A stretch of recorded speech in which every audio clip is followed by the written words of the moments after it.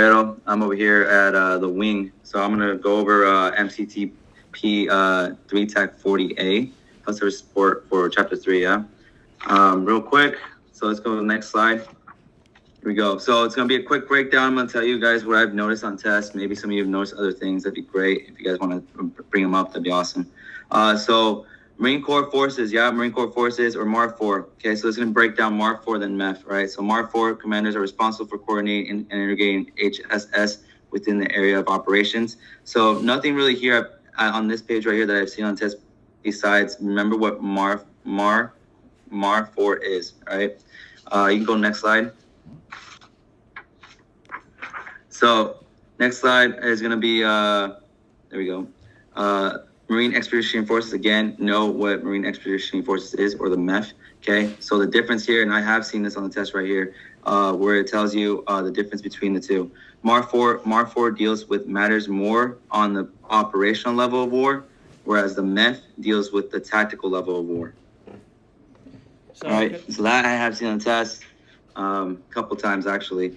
So it tells you right here, MEF commanders bear the same responsibilities. So it's pretty much just to make this a little bit shorter, a lot easier to read, right? Same responsibilities as the MAR4 commanders. All right, so let's see. Health service support beyond organic capabilities of the GC and ACE are normally provided by task organized units of medical and dental battalions of the MLG. All right, so this is where they help us out, right? So whenever we don't have enough supplies, this is where we go, MLG. All right. So if requirements cannot be organically supported, the MLG supports. If the organic MLG cannot support, they tap into the NMAP, so the Naval Medical Augmentee Program structure. And if the MNAP's tapped out, then next is going to be the Navy Reserves. So the only other thing I would suggest you memorize on this part right here would probably be what the CRTSs are at the bottom, the casualty receiving and treatment ships, right? So those are like the biggest the biggest ships that can actually help you out, amphibious ships actually that can actually help you out with medical supplies. So next slide. So to help it, hold on 1 second, help it make sense, right? So MLG for Greenside is like the NMAP for operational units, right? So they pull all people, supplies, everything else from the MLG. We are the organic capability to them, right? So what it's saying is even if the MLG can't supply it, then we're going to be pulling from the Blue Side commands with their NMAP program on their personnel, supply, or logistics. Does that make sense to y'all? Yeah, it's like the backup to the backup. Exactly. Any questions on that? Awesome. And then GC and ACR, if you don't already know that, that's the ground combat element and then the air combat element. All right, moving forward to the next slide. Looks like 4, right? Yep. So MEF. All right, so a little bit more about the MEF. It's going to be breaking it down, starting with Marine Division. So first Marine Divisions and Marine Division, so on and so forth. All right, so really basic thing, Marine Division right here. Medical staff and divisions. So the main thing I got on here is that's going to have pretty much 6 assets. It's going to be division surgeon, med plans officer, general psychiatrist, ops stress control and readiness psychiatrist, environmental health officer, and corpsman. All right. I have not seen that on the test as far as like what it actually consists of as in the staff personnel. But it's good to know. Any questions on this? All right, moving on. Awesome. Next, right here is so we're gonna go get MEF, big Marine Corps, Marine Aircraft Wing, so the MA. Right, so same staff, right? So same staff I mentioned.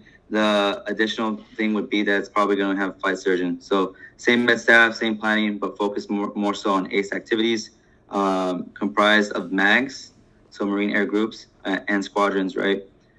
Each group and squadron has a group flight surgeon and several hospital corpsmen. So these parts right here, like I said, we talked about Marine Division and now the wing. We're just pretty much telling you, hey, this is what division is. This is what the wing is, the ACE and the GC. All right. Again, just painting you a pretty picture. Next slide.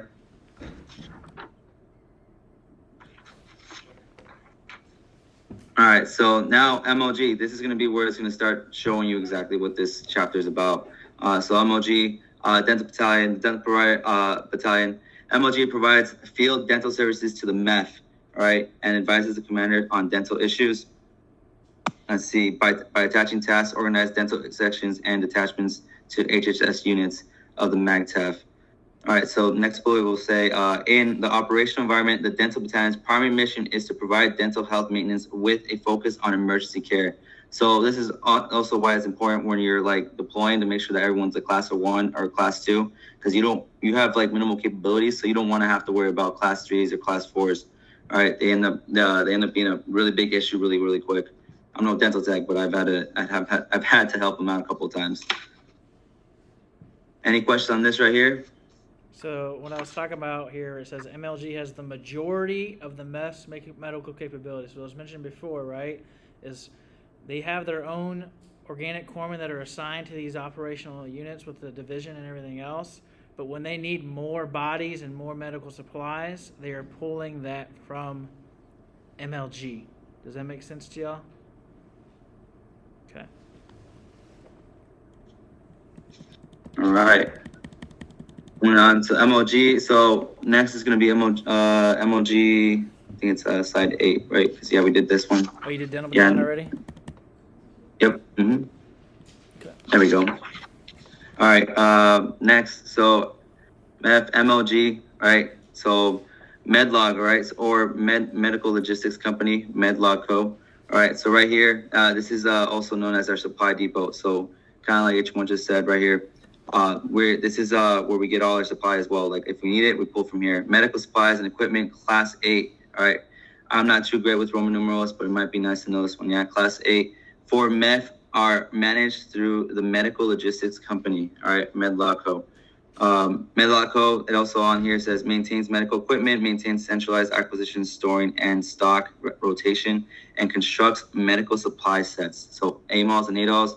So that's authorized medical allowance list and authorized dental allowance list. So these are what we call, you end up getting your supply in these green like boxes, and that's all the supplies that you'll have. So it tells you here it's referring to Appendix A. We'll get to that, I think, more so. I think it's after chapter 4, and we'll go through Appendix A. But there's some numbers you gotta remember there. So just keep that in mind. Resupplies HHS units with AMALs and ADOLs based on specific mission needs. And we'll also get into that a little bit, but we'll go on to the next slide now. So just not to confuse everybody too, and I don't want to get in the weeds, but with the supply they have, I believe it's 10 or 12 different supply classes, right? And class 8 is always associated with medical supplies. I think you only ever see like 3 classes ever mentioned on your bibs. One of them I think is fuel, and one might be ammo. But just know that class 8, anything associated with that was always going to be medical. Yeah, now don't confuse that with when you see Appendix A, most of those AMALs are gonna they're actually all of them I believe are gonna start with 6, right? So don't confuse the 8 with the 6. Like it's class 8, but most of the medical AMALs are gonna be with 6, starting with the 6 number 633, 639, whatever the case may be. Correct. All right, next one is all right, right here. So medical battalion, medical battalion and med battalion, right? It's subordinate of the MLG. So right here, it is organized to execute HHS functions in support of the MAGTAG mission. So I've actually seen that on the test. I've also seen what the primary mission is for, what its primary mission is. So the primary mission, which actually I don't believe is on here, but I put it right here on my notes, is to perform those emergency and medical and surgical procedures. You cut it out, man. Limb or eye. Oh, you guys hear me now? Yes. Hello? We can hear you now. Yeah. Sorry. Did you hear that the primary mission by any chance, or did that cut out right there? Repeat again. The primary mission, which isn't on this slide, but I've seen it as well, is for the medical battalion, is to perform those emergency medical and surgical procedures that, if not performed, could lead to loss of life, limb, or eyesight. All right, so these are like ER type things. All right, moving on to the next, let's see, bullet right here. The medical battalion provides initial resuscitative HHS to units of the MACTAP above their organic medical capabilities. We've already talked about that. So whenever the MACTAP, whenever the other ACE and the GCE can support with what they got, this is where they end up pulling, right? Beyond their organic capability, right? From a manpower standpoint, overflow, corpsmen as critical backup to mission support. So same thing, manpower, right? They'll supply the manpower. If we need more bodies, that's where we get them as well. This other part right here, I've also seen on the test. So it's the one that says also, each surgical company contains surgical platoons with a forward resuscitative surgical system, or FRSS, and a shock trauma platoon, STP, and a ward for temp casualty holding and en route care system. Okay, so I've seen that part on the test. So make sure you know what a surgical company consists of. All right. Also, H&S company has an embedded surgical company with 2 surgical platoons to provide Rule 2 care when required. And I believe like the next slide will actually show a little diagram. Let's see, next last part was also residents with the medical battalion is a preventive medicine section composed of the environmental health officer, entomologists, and prevent technicians. All right. I know there's a lot of staff here. I don't think I've ever had a question regarding the staff. No. But I have had questions like the surgical company, what it consists of. I've had questions like that. And how many surgical platoons is usually the other one that's hit. And then just so nobody's confused too, because I know they hear the term MAGTF, right? MAGTF is talking about the overall force, Marine Air Ground Task Force, right?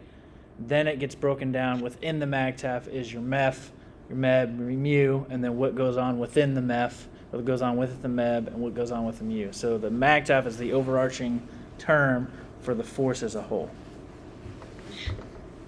Just so you don't get confused when you're hearing that term. Yeah, it's a lot easier if you guys actually have the like. I usually keep all my instructions in bibs, and on the side I'll have the order of it, and it just every single time I read that I'm like, wait, where am I at? And I would read the order of it and I'm like, okay, here I am, because it's like a little ladder going down. All right, so next I think slide 10. All right, here we go. MEF MLG, headquarters and service company. All right, so this is also breaking it down. The capabilities of the FSC in order to provide surgical care as a general support capability for the MLG. So it consists of S1, S2, S3, S4, S6, chaplain, and prevent section. For those of you that have not gone on Greenside before, these sections, like, they provide things like operations, planning, admin, personnel, such like that. But again, I've never seen this portion on the test, but I have seen the following one. H&S company section consists of a surgical company and 2 surgical platoons. A platoon has the following right there: 1 FRSS, 1 STP, 1 X-ray, 1 lab, 1 ward, 1 ERCS, and 1 ambulance section.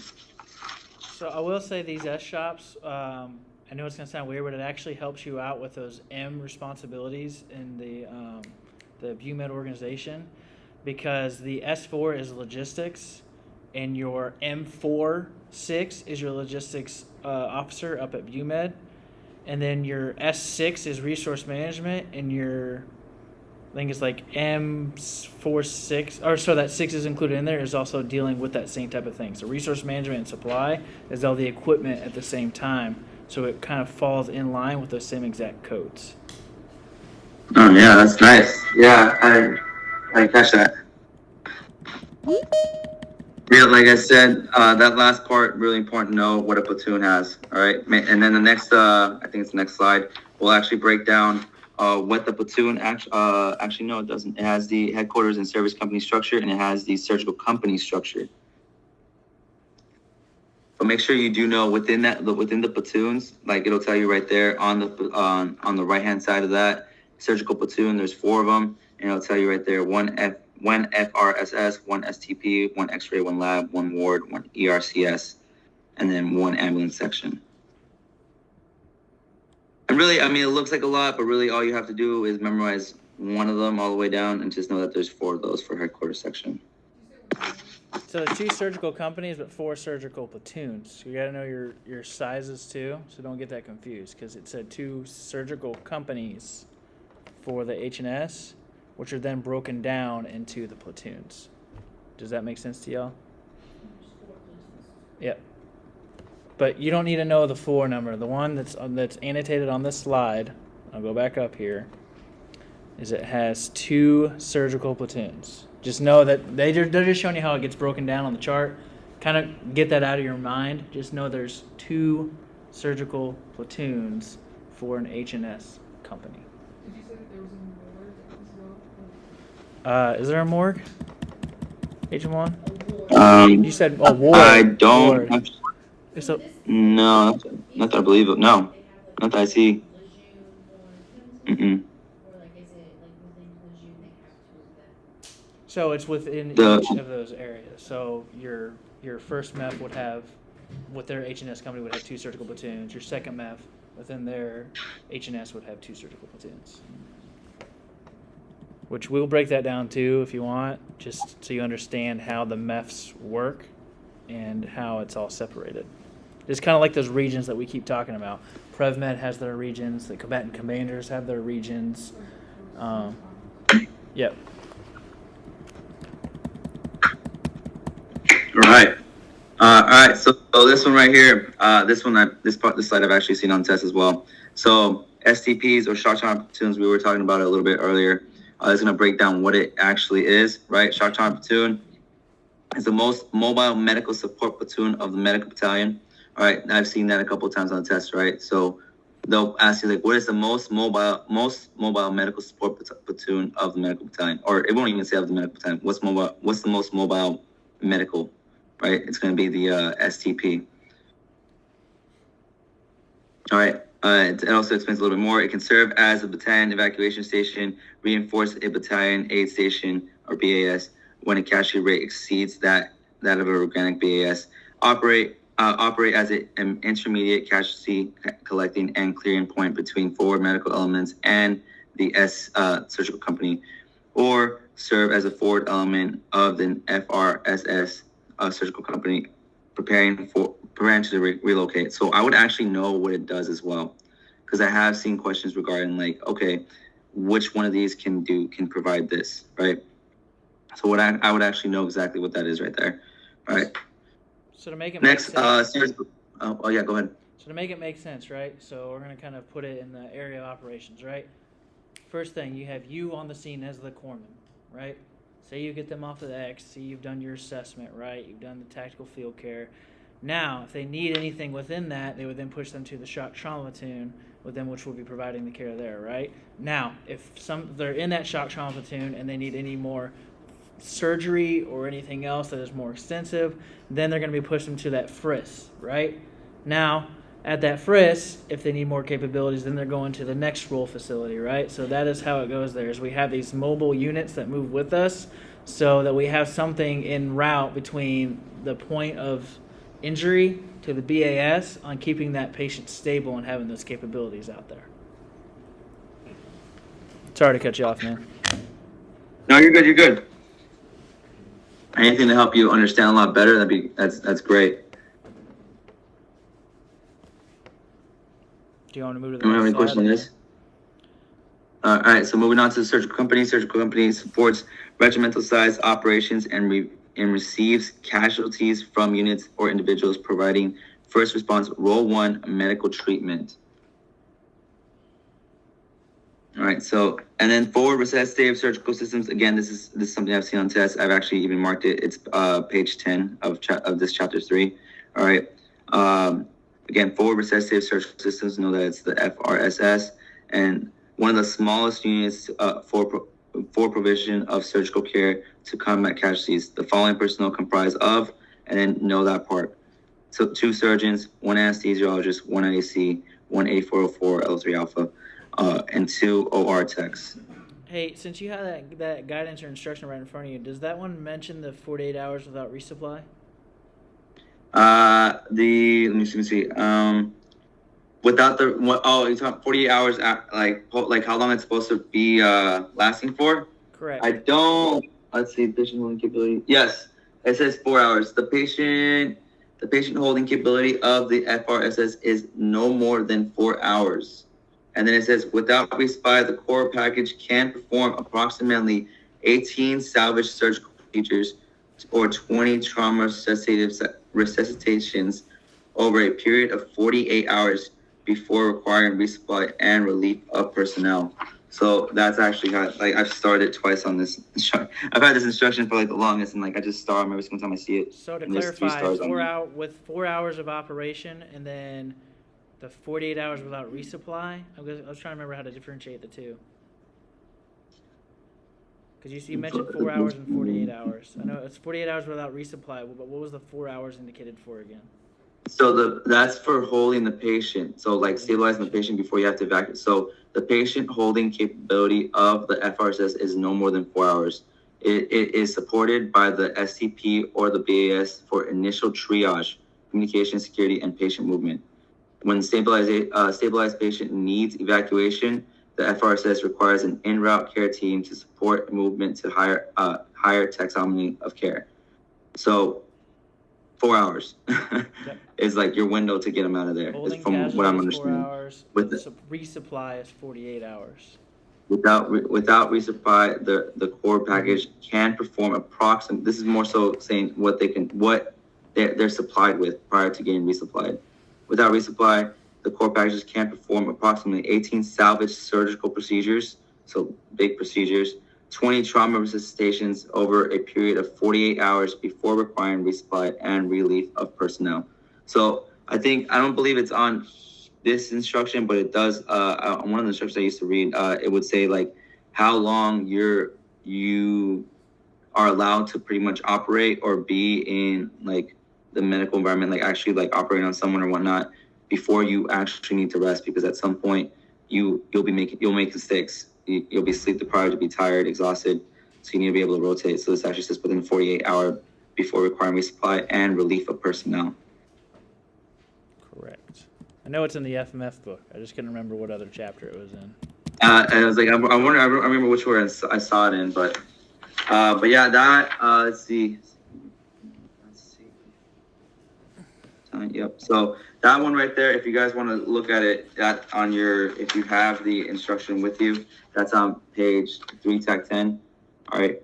So it'll break down, and I have plenty of highlights on there on the forward resuscitation surgical system. The other one, and yeah, the other one we already went over what it consists of. The other thing that's on there for this is equipment weighs approximately 6,300 pounds, excluding personal gear and environmental control units, and has a total volume of 640 cubic feet. I don't necessarily think I've seen that on there. I don't have any stars on it, but I've had it highlighted. That'll be too much in the weeds for them. I said that would be too much in the weeds. If anything, they just mentioned the hours of something operating. That's why I wanted to mention that one, because I think I've seen 48 hours on the test before for FRIS. Yep, the hours and the personnel: 2 surgeons, 1 anesthesiologist, 1 critical care nurse. That's for the following personnel comprise the FRSS: 2 surgeons, 1 anesthesiologist, 1 critical care nurse. I'm looking. Oh, that's actually, I believe that's not on here. The critical care nurse on here. So on the slide, where it says 2 surgeons, 1 anesthesiologist, 1 IEC, 1 8404 corpsman, 1 else, and 2 OR techs. It also has on here 1 critical care nurse. Okay. So you guys want to add that 1 critical care nurse. Oops. All right. I think we been on that one for a little too long. Let me see what's next. All right, slide 13. All right, Marine Expeditionary Unit. All right, so the MU. All right, so I said now we're going a little bit smaller, so now it's the MU. Each MU element deploys with its own organic HHS capability. Health services support above this organic level is provided by a health service support detachment. Okay, so the structure of this: 1 ER physician, 1 PA, 1 critical care nurse, 1 medical plan officer, and one IC, and then the corpsman. Let's see what else medical staff include. Yep. Nothing necessarily that pops up to me on this slide that I can actually see. No. Yeah, no, that's it for that. The cat stuff on the next slide has definitely been hit before. So, the commander of amphibious task force. Just know what that is right there, and the principal advisor. I've actually seen the picture on here, Yes. on the test. Principal advisor, the cat surgeon, has overall responsibility for HSS service to embarked personnel. So you can make sure, like when I first see this, like it gets a little confusing, but just make sure you use the key, little legend on the bottom. All right, it's really hard to tell, but you see the STP is a little bit different than the surgical company. All right, but then you'll be able to see exactly what that is after you break that down. They'll have the CRTS, which is that amphibious ship that we were talking about. So they like to do responsibilities for this one. So just note, overall responsibility for HSS services to embarked personnel is going to be falling under the Cat F surgeon. Okay? Cat F surgeon has the overall responsible for HSS services. It's not saying that they both do? Sorry, well, Cat F in general. Cat F and his surgeon have that responsibility. Okay, I'm going to tell you they're going to put on a lot of shit that sounds like it should be who has the responsibility for HNS, but when you see the word Cat F, that's what you need to associate with HSS services. All right, slide 15, right? Capabilities of external to the mag tab. There we go. Okay, right here, we just saw that on the picture. The CRTS, or casualty receiving and treatment ships. All right, casualty receiving and treatment ships have the largest medical capability of any amphibious ship in the ATF. So we've already mentioned that earlier. Let's mention it again. So, like I said, make sure that you know what a CRTS is. Medical spaces include, and this has been on the test, yeah. So remember what this is: 4 to 6 operating rooms, at 15 bed intensive care units, a quiet room, 45 ward beds, and 6 isolation or overflow beds. I can't really remember exactly how the question is worded, but it'd be something more along the lines of how many ward beds does a CRTS contain? Yep, they'll ask one of those questions: how many operating rooms, how many ICUs, or how many ward beds. Mm-hmm. Yep. So just make sure you know those. Let's see. Ship. Actually, what is it? Let me see if I missed anything. The 84 one is on there too. So 84. Yeah. Ships require augmentation by 84 Navy Medical Department personnel. There's an easy way to remember that because before they were L03 alphas, they were called 8404s. So 8404, 84 personnel.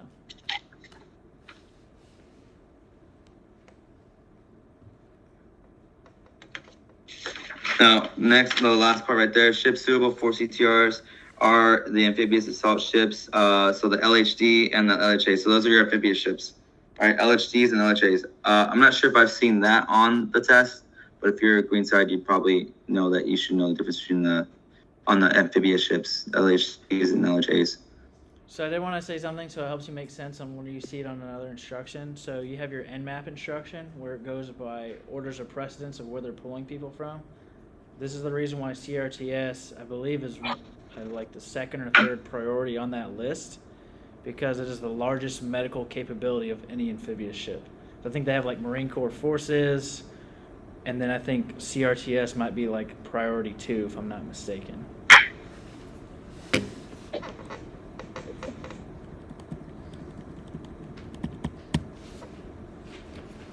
All right. Now we are. Yep. Let's see. 16. Damn. All right. This is your hospital ships or TAHs, right? Make sure that you know what the hospital ships are. So these are your Mercy and your Comfort, right? TTAC AHs. Luckily, half hospital the people ships. in this class are on that. What was? Half the people I'm sorry. What was that? Here, I said luckily half the people in here are on the Comfort over here. Oh, really? Yeah. So yeah, make sure you know those hospital ships, TAHs. All right. The expeditionary medical facilities are medically and surgically intensive and deployable in a variety of operational scenarios. Let's see. Yep, receive patients mainly by helicopter. I don't necessarily think I have anything else on that. I just have it highlighted to know what a TAH is. Correct. All right. Next, we are at FSTs. Some of y'all should know that too. Oh, 16. All right. Augmentation, fleet surgical teams. All right. FSTs are HSS augmentation teams assigned to the CCDR. Combined, the Pacific and Atlantic fleets have 9 teams. I've seen that 9 teams on there. All right. So combined, the Pacific and Atlantic fleets have 9 FSTs.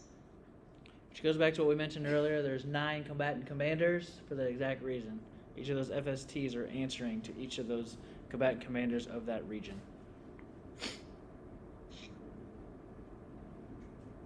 All right, let me see. What else? Health Service Support Augmentation Program, HSAP. All right, there's also, is that instruction on there for them? On their, I feel like it always is. I don't think you guys have HSAP on this. No way. That'd be a first. Yeah, I don't think that one's on there. Yeah, I'm pretty sure it's not. Is the mean? Yeah, I feel like it's always been on there. HSAP is the means by which medical support personnel are brought to operational units from Navy MTFs. All right, they have it. It has its own instruction, but luckily you guys don't have to worry about that. And then last page. So Appendix A, AMLs and ADOLs. We talked about that. That authorized medical allowance list and dental allowance list. Right, health services support AMLs and ADOLs are arranged in a modular concept. The equipment module contains equipment and reusable material required to establish the basic functions of the module operating room. Okay, each AML has a consumable block, has a ratio of 1 set of equipment per 2 sets of consumables, with the exception of the FRSS, which has 1:5 ratio. All right, so 1:1 with the exception of the FRSS, 1:5. Just keep this part in mind because I believe we won't see the actual Appendix A until the end of Chapter 4 slide. But we'll talk more about, we'll jump into the AMLs and ADOLs, and you'll get to see those. And just to let you know, because I'm going to help them out, once you hit the AMLs, I have some good ditties to... Oh, call cut out. Cut out at a good time.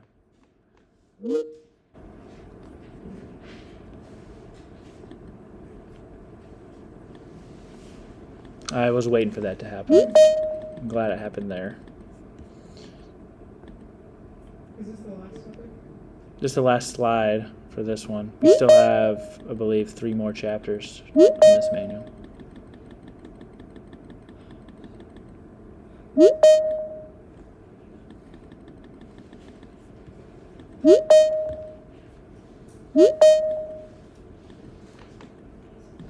Hey, Caballero, sorry about that. My Teams cuts out after an hour every single time. So. Oh no, yeah, you're fine. When I was watching the lessons before mine, I thought it was me, and then I saw everybody else like going in, and I was like, oh, okay, it's not just me. Yeah, I'm rather doing that because the timer always messes up. I'd rather than just miss 5 or 10 seconds than try to fuck with it for 5 minutes. You were saying you also have something for the AMOS and ADOLs, like to help them remember? Yeah, I have some ditties, so once we hit that one, I'll just quick give them that. Oh, yeah. All right, so I'm going to quick go this since it's already almost 3 o'clock this time. All right, so chapter... Yeah, this one's a little quicker. This one's pretty straightforward. 4 A and B. Okay. And I still got the record button on. Good to go. All right. And then... Come on, man. Can you help me? Oh, I'm about. You didn't say nothing. All right, hold on 1 second, Caballero. All right. Are we good? Actually, no, I'm not good. Yeah. All right, I'm good. Ready when you are. Awesome. All right, y'all. Now, same thing. My name is H1 Caballero. We're going over the Chapter 4 logistics of the MCTP 3 TAC 40 Alpha. All right, so it's logistics. This is going to be a little bit more talking into the AMLs and ADOLs or authorized medical and dental allowance list. All right. So first slide right here. So Health service support logistics encompasses the procurement, initial issue, management, resupply, and disposition of material. All right. So this is your supply. All right. This is your supply equipment material. All right. Like we said, AMOS and ADOS is going to be like these green boxes that you get issued prior to going out on deployment, and then you also get resupplied if you need it. Let's see, required to support medical and dental elements organic to the MAR4.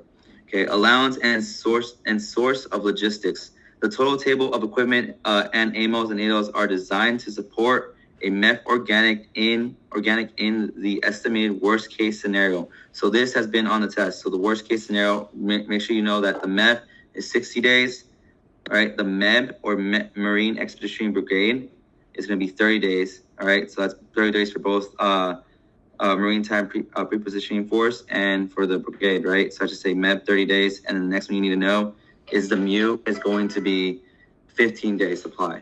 Okay, so I have seen that on the test. So they'll ask you one or the other, like how many days of supply is it going to be for the MU or for the MEF? All right, so make sure you know MEF 60, MEB 30, MU 15. Are we good with that? The quantity is determined by mission requirements of that force. All right, so that's why you get a certain amount of quantity for each one, right? Authorized commander responsible for funding above level prescribed is it's a Marine Quarter 6700.5. I haven't seen that, so it's not really worried about that. Let's see, authorized medical and authorized dental allowance lists. Authorized medical allowance lists and ADOLs are specialized equipment and supply assemblages for medical and dental elements to provide combat HHS. So this, the C Appendix A for detailed description of AMOs and ADOLs. This part right here, it says list of capable services that it provides. It's going to be on page 3 of this chapter. So it lists a whole bunch of them, right? I think it's like 10 of them of all the services they provide: trauma management, resuscitative surgery. I haven't necessarily seen that on the test, but it's good to be familiar with exactly what these services are that they would do. So trauma management, resuscitative surgery, expeditionary laboratory, x-ray. It also will help you with like understanding the AMOS. It'll help you with that. Let's see. For operations more than 60 days, medical resupply is generally provided to the MACTAF. That's the big encompasses big everything, right? By the CCDRS, or CDRs, right? Designated theater lead agent for medical material, TLAM, right? So I've seen this on the exam. Single integrated medical logistic manager, or SIMLM. I'm not sure if there's a way to say that. SIMLM. Via the respective component of the MLG.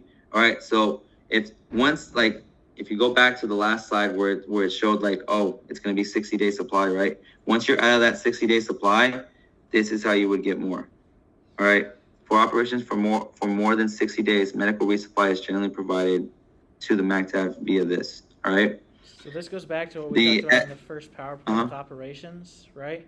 Anything above what they already have on there, they're going to ask from MLG. So what it's saying is we have our MACTAF as a whole, right? So say we say first MEF or whatever that area is. That command and commander for that area has an MLG that they are responsible for, right? So they're going to be responsible for having the SIMLIM of that unit go with their MLG to get the supplies to support that unit that needs more than 60 days of supply, right?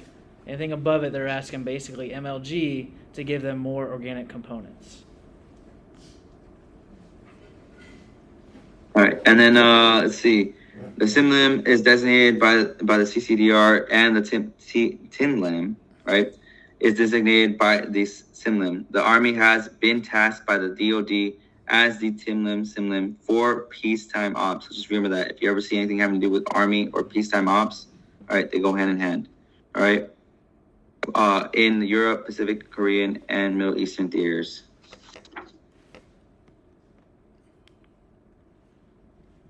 All right, and then, oh, did I miss this one? No, no, we got that one. Next slide. Hello? Can you hear me? Yeah, I can hear you. Can you hear me? Yep. I'm on the next slide. All right. Oh, really? It's not showing on mine. It's showing all right, hold on one second. The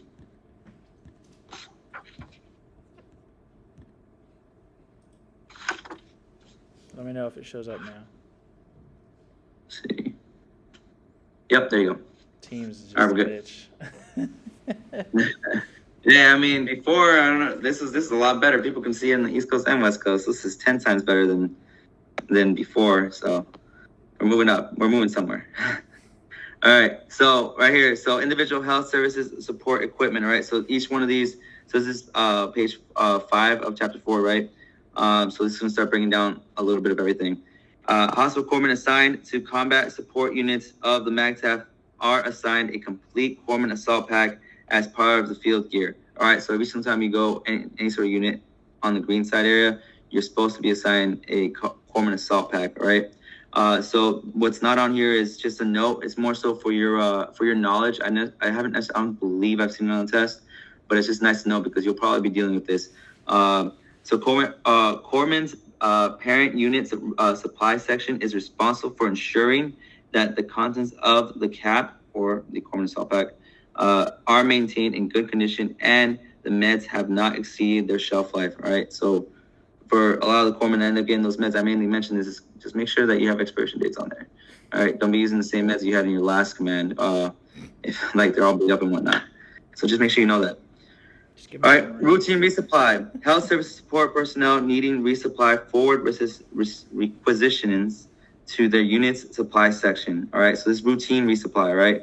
The supply section passes the requisition to supported activity supply systems or LCE if deployed. All right, this is more so easy routine stuff, right?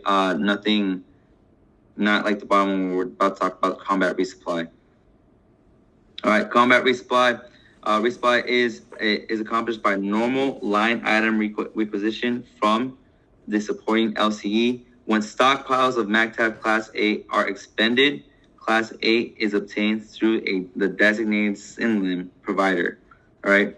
I think that's all I have on that one. Remember, right? if you know the Class 8 is medical, just know, hey, it's talking about medical supplies in that right there. Because I know Class 8 can be fucking confusing to people. That's what I mean by just associating with medical supplies. Okay. All right, and then let me see. Okay, so it's right here. Patient movement items, medical equipment and supplies required. So patient movement items, also known as PMIs or PIMS, I guess PMIs. Supplies required to support the patient during evacuation, right? So this is evac. So stuff that's not on here, just a note, right? When a patient requires an evac, the originating MTF has the responsibility to provide the PMI or the patient movement items, right? These items, these are like the ventilation, oxygen, maybe a litter, right? They accompany that patient until their end destination, right? So those items are provided by the originating MTF. Okay.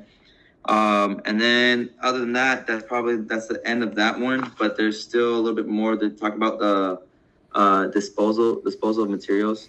So disposal of materials, there's two parts that I put on here just to make sure you remember. It touches disposal in the U.S. or U.S. territories as the Defense Reutilization Marketing Office or DERMO, right? And I think I've seen this one on the test specifically. In a tactical situation, if permitted during combat ops, the safest method of field disposal is burning. All right, and then it might also ask you like, what, how deep, like burial, how deep? So it's 6 feet or more. The best way in a tactical situation of disposal is going to be burning. Did you say feet on there? Yep, 6 feet or more. So, let's see. Let me just make sure on this, but that's from what I remember. Yep, so it says, when a tactical situation permits during combat operations, the safest method of field disposal is burning, followed by deep burial, and in parentheses it says 6 feet or more. Yeah. It'll also talk about like other things having to do with like body parts and whatnot. It usually says like with body parts and tissues and stuff like that, you want to more so follow the guidelines that that would be used in your local medical facilities. If you want alternate methods, then it has to be authorized. But that is chapter 4 in a nutshell. right? Let me see, bam. Yep, and then we would end up going to Appendix A and Appendix B. Moles and ADOS. So this Appendix A lists the AMOLs, right? And like I said, like the AMOLs are for medical are 600 numbers. I'll tell you the ones that I've seen on the list, and then I'll tell you like kind of. I don't go as far as I go. Like I don't go as far as trying to memorize word for word what each AMOL is. I just try to relate words to it. So if it's a shock, 631 shock AMOL, right? In the description, it'll have shock trauma surgical team, right? I don't believe any other one would, unless it's like 632, which is shock surgical team. You know, you kind of distinguish the differences.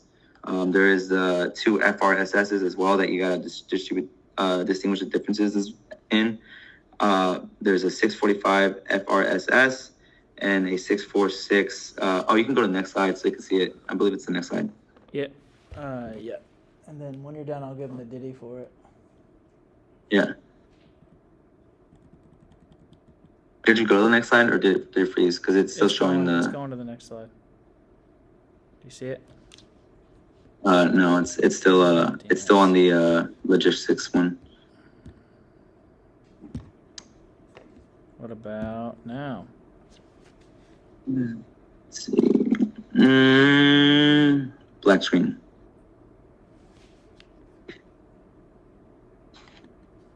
All right. I know it's taking a minute to pop Yeah. up. Did it pop up now? Nope.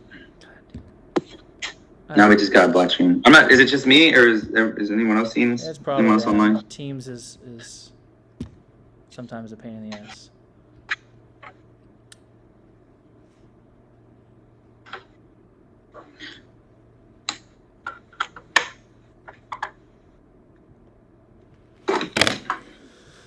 Well, in the meantime, while you're doing that, I was gonna let them know. So like, I do things like, whenever we get this city, I'm actually gonna write it down to see if it makes it easier for me as well. But I just mainly do things like when I memorize the numbers, like if there's like an FRSS one, there's two of them. There's the FRSS, and then there's an FRSS resupply.